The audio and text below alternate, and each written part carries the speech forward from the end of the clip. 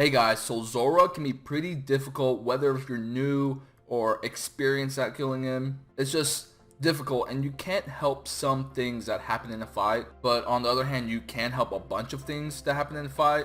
So I'm just going to share some tips and tricks that helped me and hopefully will help you. So let's start with making your way to Zulrah. There's two ways I recommend. First is teleporting to Camelot, and then running down to the Catherby port, running south.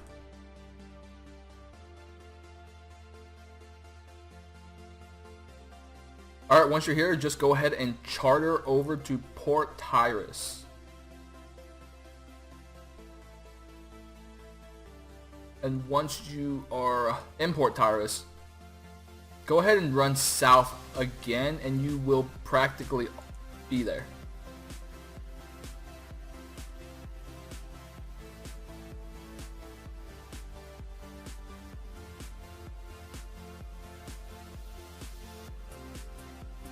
And there you are.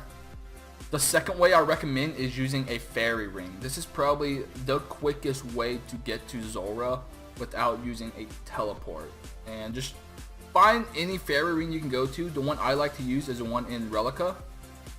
Just teleport right here, Relica Slayer Cave. You will need a Slayer ring for this. Go through this little tunnel. And it is right here. And then if you want to configure, it's BJS is to get to Zulrah, and you will need 76 agility to do this. I'm 73. I'm too lazy to get 76, so I use the agility potion. It boosts 3, so it works out perfectly fine. And it's easy as that. Super quick. It's super nice. So you're setting up your inventory. Don't forget a magic potion. They are worth it. I didn't use one in the past. I wish I did. If you can afford an imbued heart, now that that's in the game, that's even better. But a magic potion is perfect. So don't worry if you can't afford an imbued heart. Just use a magic potion.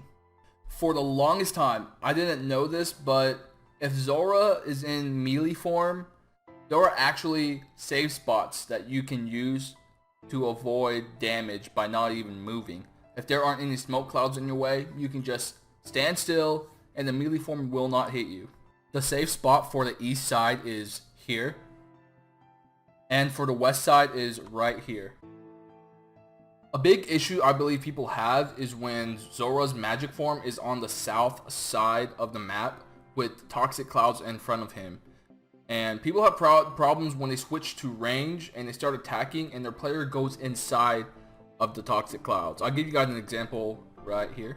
Okay, for some reason it didn't actually work this time, but a lot of times in my experience I would actually run into the toxic cloud when I switched to range.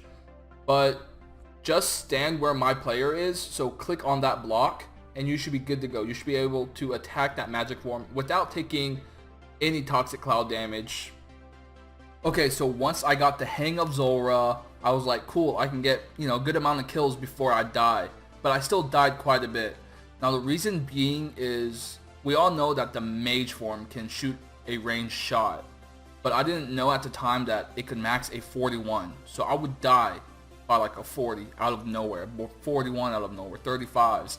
I just had no idea that it was gonna come.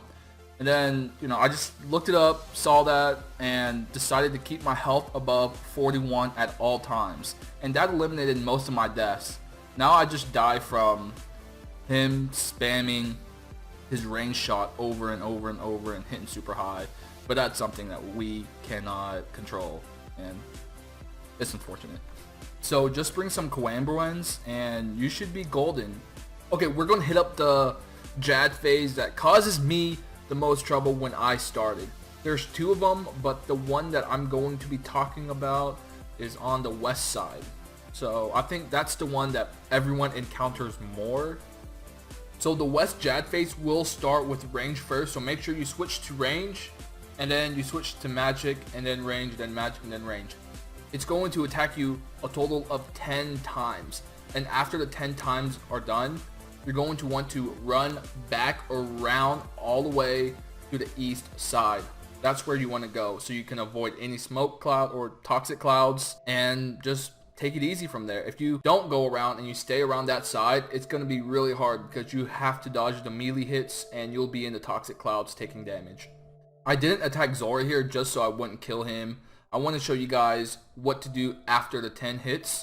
So if we count out 1, 2, 3, 4, 5, 6, 7, 8, 9, 10. And on the 10th hit, you want to run all the way down here because he'll start putting smoke clouds. And you're practically safe at this point. You'll just have to fend off the other forms of Zulrah from here. But other than that, you should be good.